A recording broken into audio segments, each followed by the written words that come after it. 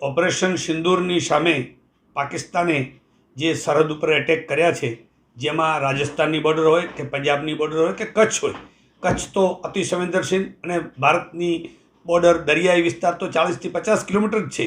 અને ખાવડાનું રણ, જ્યાં ખાવડામાં પણ એક ડ્રોનના સમાચાર મળ્યા જેને નાશ કરવામાં આવ્યો. લકી નાળાથી સિર ક્રીકની વચ્ચે એક ડ્રોનને અહીંયાની આપણી ભારતની જે ફોજે નાશ કર્યો છે.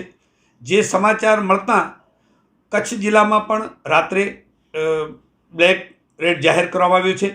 અને એના લીધે ક્યાંય પણ લાઇટો ચાલુ ન રહે.